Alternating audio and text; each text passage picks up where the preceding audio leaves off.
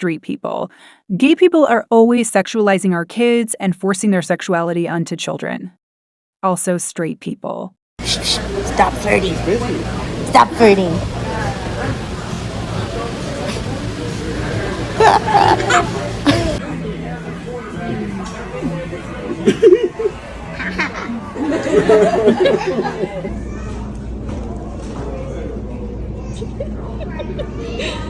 Levi.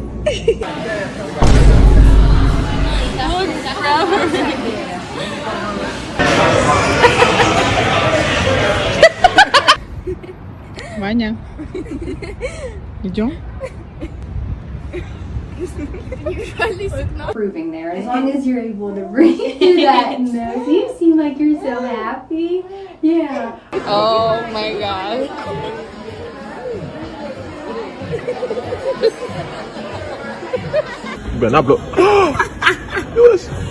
Imagine if this video was of toddlers smiling at people of the same gender and the comments were filled with gays insisting the children were flirting. Imagine the outrage. Everything homophobes accuse gay people of doing are just things straight people do on the regular. I imagine if that little boy was a girl and some gay people started saying, "Oh, what a cute little lesbian couple." We'd be called pedos. But when straights do it, it's fine. This is absolutely disgusting. But we're the ones who are supposedly forcing our sexuality into children. Straight people are physically incapable of seeing a boy child and girl child interacting without saying they're flirting or saying it's a crush. But homosexuals are the ones supposedly indoctrinating kids. Say hi.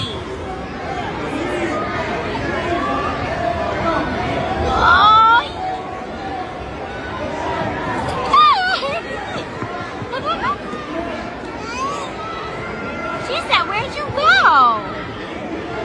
Oh, give hugs. Oh, be nice.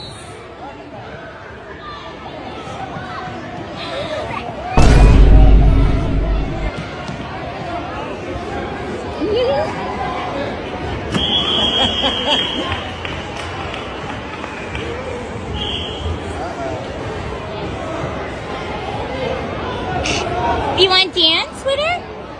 Oh, you're so nice. Give her a hug. Oh. They even force heterosexuality into animals. They assume it's romance or love whenever two animals of the opposite sex interact, which is honestly just delusional and childish. Like, imagine applying what you watched in a Disney movie to every situation in real life. They act like homosexuality is unnatural when in reality, it's one of the most natural things in nature. Straight people say 16 is too young to know if you're gay, but they force heterosexuality onto literal toddlers. And then they call us groomers.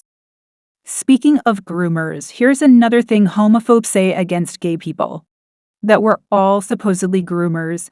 I'm convinced that most of the people who use the word grooming don't even know what it means. Because when gays and lesbians just exist out in the open, God forbid we're out of the closet and in the same room as a minor, we're immediately called groomers by straight. But when a straight person is actually caught grooming a child, guess who runs to their defense? Other straight people. Straight men especially. Studies even show that the vast majority of child molesters are, in fact, heterosexual. The next thing I always hear out of the mouths of homophobic straight people is that lesbians and gays are sexual deviants. Can we stop acting like gays are the only hypersexuals when straight men exist? You're passing your girlfriend's private photos around your friend group and you're gonna judge me for being on Grindr? You're only nice to women you deem hot enough to respect and you're gonna call me a perv? Be for real.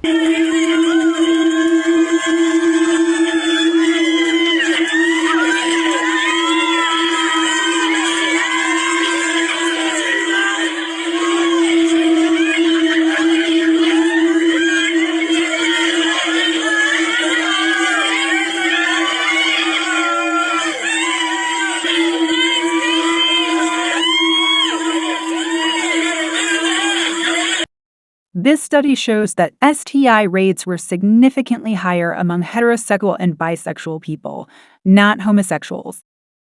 A new HIV diagnosis in heterosexuals overtook those in gay and bi men for first time since 2007 in Scotland. Specifically, 42% of new diagnoses were in heterosexuals, while 29% were in gay and other men who have sex with men. Straight constantly use anal penetration as a gotcha to be homophobic, as if straight people don't constantly do it too. They practically invented anal sex. And unlike gays, they often get injured doing it. Straight people even perform incest the most and constantly glamorize it, both in real life and in media and TV.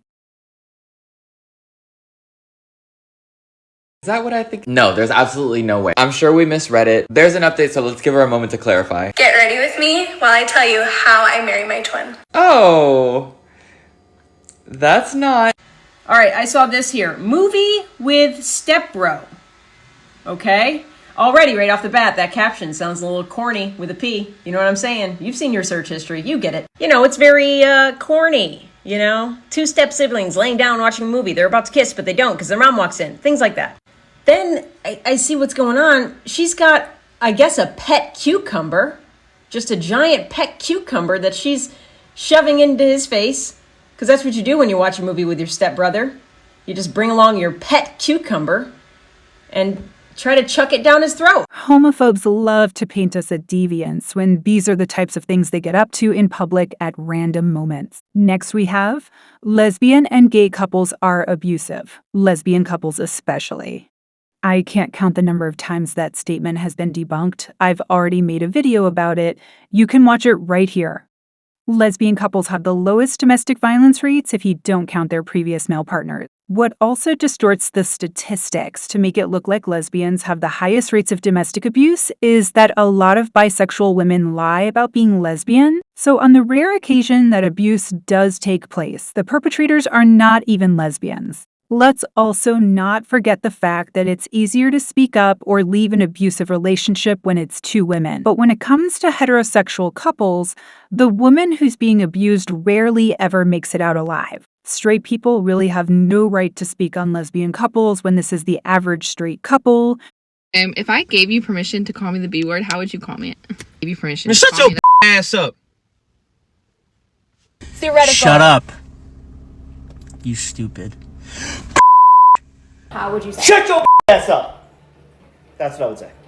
Shut up with your ass, you dumb stupid bitch. Bitchity bitch. Oh my god. If I gave you permission. Bitch, shut your ass up. Fuck up, bitch. Yeah. You're not gonna get mad. No, I'm not gonna. Man, you a bitch. Man, you an ugly bitch. You a stupid bitch. Bitch. Stupid bitch. Dumbass bitch. I want to make it clear right now that a man calling a woman that word is just as bad, if not worse than a white person calling a black person the N-word. It's just as bad. And none of these men were joking. You can see the real venom and contempt they have against the women they're dating. And these women are even pathetic for giving these disgusting, misogynistic men permission to call them that.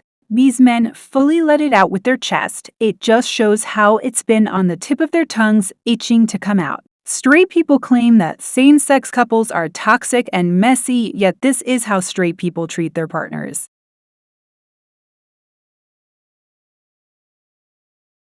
What's something toxic that you like? I like when females hit me, put their hands on me. Why said that? I don't know, I don't know what turn me on.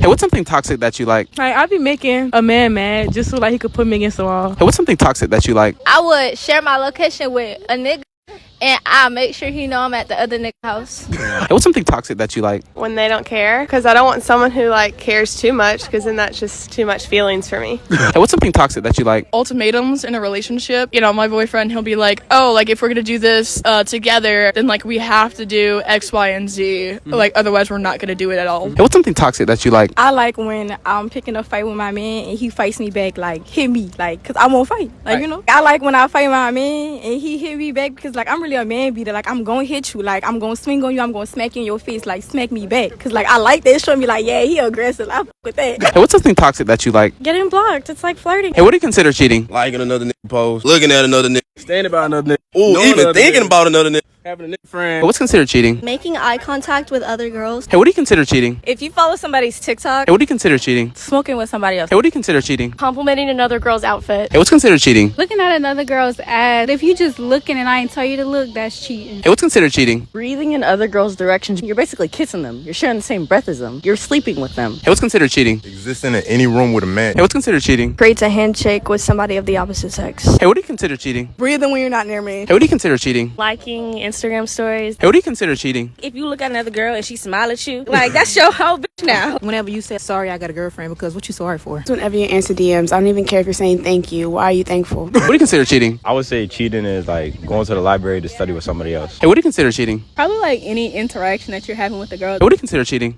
When you're in a relationship and another girl contacts you, tries to get with you. Hey, what do you consider cheating? Probably if someone looks at you in public in a weird way. Hey, what do you consider cheating? Walking outside. Hey, what do you consider cheating? You sneeze and nigga say bless you. You cheating. If I feel like you cheating, you cheating. Hey, what do you consider cheating? Calling everybody your brother. Hey, what do you consider cheating? Going to a football game. Because why do you want to watch other men put a ball into an end zone? Hey, what do you consider cheating? Sitting beside another female in class, because sit by yourself where nobody's around you. You don't need to be by her. Hey, what do you consider cheating? Asking another girl for directions.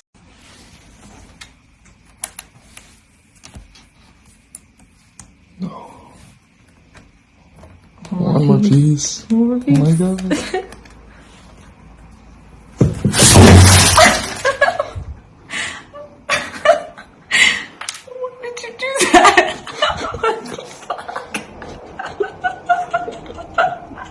I think the moment I realized my standards were so low was when I told my friend about a guy I was seeing, and then I was like, oh my gosh, like he didn't force me to do anything I didn't want to do. And then she goes, Caitlin, not assaulting you is the bare minimum. And I was like, oh, you're onto something with that one. Okay, so this woman got married and asked for divorce the next day. I'm gonna tell you why. So this woman sent a confession that on the day of her wedding, she explained to her husband, do not put cake on my face or push my head in the cake due to the fact that she went through a car accident at one point that was really bad and caused her to be very claustrophobic. He didn't listen and grabbed the back of her neck, smashed her face right in that cake. Like, do you know how much makeup and cake on? It's like she told you not to do this and you still did it. They even have the worst sex lives. Straight women experience orgasms at the lowest rates out of any groups of people of other sexual orientations. Feel free to pause to read these extremely disturbing and concerning experiences these women have had with their male partners. More proof that men see sex as something they do to women rather than with women. Every time they have sex with a woman, they see it as an act of violence and destruction towards her. Meanwhile, this is the average lesbian couple. I have an equal partner. I never have to make her a grocery list. I have an equal partner. She makes her own doctor's appointments. I have an equal partner. She does her own laundry. I have an equal partner. She plans date nights without me having to beg for them. I have an equal partner. She doesn't expect me to handle everything on my own. I have an equal partner. She doesn't make me feel bad if I'm not in the mood. I have an equal partner. She acknowledges and appreciates what I do.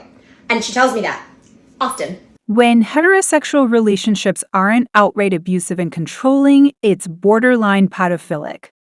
The meme baby bowl is going viral in China, but for all the wrong reasons. 宝宝碗 in Mandarin doesn't refer to the bowl for babies and toddlers. When a couple orders only one bowl of noodles, the guy put 1 or 2 mouthfuls into a smaller bowl for the girl. That smaller bowl or baby bowl is proof that the girl is pampered and cared for by her boyfriend like a tender baby. It also shows off that she has a small appetite and is cute and delicate. It might have started as a harmless way for couples to show their affection, but others deem this trend evil because it deliberately weakens and infantilizes women.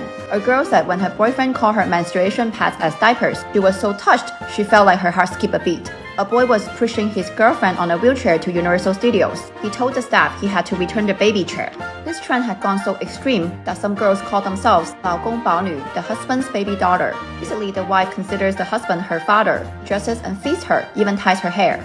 When her husband is around, she lives like a treasure, and he's not around, she lives like a trash. In response to the baby bowl meme, netizens post pictures of them eating from a big bowl and their boyfriend eating from a smaller bowl, or them eating alone with a small bowl next to a big clay pot. Some said, you use baby bowl, I'll use the grandma bowl because I'm not full yet. I've seen a lot of straight people say that same-sex couples shouldn't be allowed to adopt or have kids in general because they think gay people would make terrible parents. Or maybe they saw just one case of a gay man abusing his child, so they think all homosexual couples should never be allowed to have children. Well, they're obviously very wrong, and here's why.